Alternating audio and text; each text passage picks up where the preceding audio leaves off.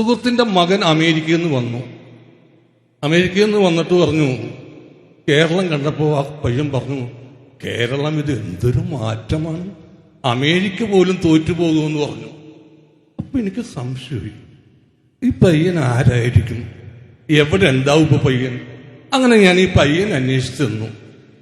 എനിക്ക് പയ്യനെ കാണാൻ പറ്റി. നമ്മുടെ ഉളമ്പാറുള്ള മാനസിക ആശുപത്രിയിലായിരുന്നു. കാരണം ഞാൻ അച്ഛനോട് ചോദിച്ചു, എന്താ ഇവിടെ കൊണ്ടൊക്കെ എടുത്തത്?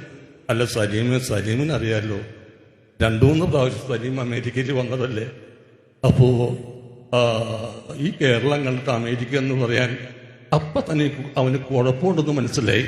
അതിന്റെ പേരിലാണ് ഞാൻ ഇവിടെ അഡ്മിറ്റ്. ഇപ്പൊ പോയിട്ടോ, കറണ്ടൊക്കെ അടുപ്പിച്ച് പോയി, ആള് പോയി. ഒന്ന് ചോദിച്ചോട്ടെ, മാനസികാരോഗ്യത്തിന് കോട്ടം തട്ടുന്നത് പരിഹസിക്കേണ്ട ഒന്നാണോ? മാനസിക നില കൈവിട്ടു പോകുന്നവരാണ് മാനസികാരോഗ്യ കേന്ദ്രത്തിൽ കഴിയുന്നത്. അവരും മനുഷ്യരാണ്. രാഷ്ട്രീയം ഉണ്ടാകാം, അതിൽ തെറ്റില്ല. പക്ഷേ അത് മാനസികാരോഗ്യ വെല്ലുവിളി നേരിടുന്നവരെ താറടിച്ചുകൊണ്ട് എന്തിനായിരുന്നു? ബോഡി ഷേമിംഗ് പോലെ ഇതും കുറ്റകരമാണ്. ഞാനും നിങ്ങൾ ഉൾപ്പെടുന്ന മനുഷ്യർക്ക് മാനസികമായി പലതരം പ്രഷറും ടെൻഷനും ഉണ്ടാകും.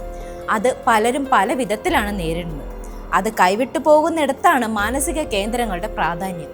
അത് കോമഡി പീസാക്കുന്നത് അങ്ങേയറ്റം മോശം പ്രവണതയാണ്. ഇതിൽ നിങ്ങളെ പറഞ്ഞിട്ട് കാര്യമില്ല. നിങ്ങൾ വിശ്വസിക്കുന്ന രാഷ്ട്രീയവും അതാണ് നിങ്ങൾക്ക് കാണിച്ചു തരുന്നത്. അതിന് ഉദാഹരണമാണ് നിങ്ങളുടെ പരാമർശത്തിന് കിട്ടിയ കയ്യടികളും ആർത്തുചിരികളും. ഇതൊരു തരത്തിൽ പറഞ്ഞാൽ UDF-ൽ നിൽക്കുന്നവർക്ക് മാത്രം ലഭിക്കുന്ന പ്രിവിലേജാണ്. കാരണം അവരിലേക്ക് ചേർന്നുകൊണ്ട് എന്ത് വഷളത്തരവും വിളിച്ചു പറയാം, കാണിക്കാം. അതിലൊരു മാധ്യമങ്ങളും ചർച്ചയാക്കില്ല, ചോദ്യം ചെയ്യില്ല. അതാണ് UDF-ന്റെ ബലവും.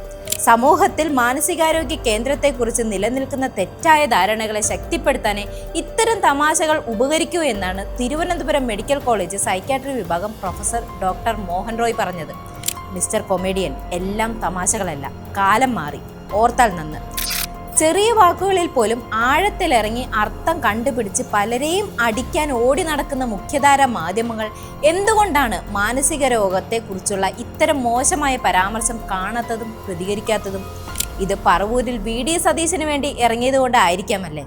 ആയിരിക്കാം എന്നല്ല, ആണ്. അതുകൊണ്ടാണല്ലോ പറവൂരിലെ പുനർജനി ഫ്ലാറ്റിന് വേണ്ടി ഇട്ട കല്ലിന് മേലെ പുല്ല് മുളച്ച് കാടായിട്ടും മാധ്യമങ്ങൾ തിരിഞ്ഞുപോലും നോക്കാത്തത്. പുനർജനിയുടെ ഫ്ലാറ്റിന് വേണ്ടി വിദേശത്ത് പോയി ഫണ്ട് പിരിവ് നടത്തി കോടികൾ മുക്കിയതും മാധ്യമങ്ങൾ കണ്ടിട്ടും കേട്ടിട്ടുമില്ല. ഇവിടെ സതീശന്റെ കോടികൾ മുക്കാൻ പെടാപാട് പെടുന്ന മാധ്യമങ്ങൾക്കാണോ സലീം കുമാറിന്റെ പരാമർശം മുക്കാൻ ബുദ്ധിമുട്ട്?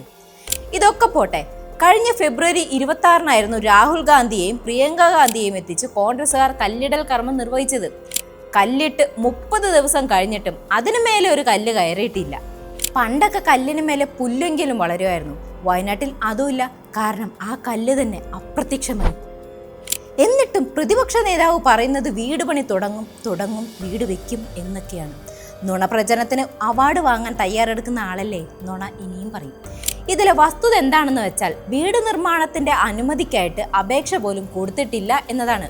ഭൂമി രജിസ്റ്റർ ചെയ്താൽ 10 ദിവസം കൊണ്ട് നിർമ്മാണം തുടങ്ങുമെന്നായിരുന്നു നേരത്തെ സതീശന്റെ പ്രഖ്യാപനം. 10 കഴിഞ്ഞു, 11 കഴിഞ്ഞു, 12ആയി, അങ്ങനെ 30 ദിവസമായി. വീടും ഇല്ല, ഇട്ട തറക്കല്ലും ഇല്ല, പിരിച്ചെടുത്ത പണത്തിന്റെ കണക്കും ഇല്ല. തറക്കല്ലിട്ട സ്ഥലം ശൂന്യം. മിസ്റ്റർ സലീം കുമാറിന്റെ കണ്ണിൽ ഇതൊക്കെയാണ് വികസനമെങ്കിൽ ഇനി അങ്ങോട്ട് കുറച്ച് ക്ഷീണിക്കും. നുണകളെ ന്യായീകരിച്ചേ.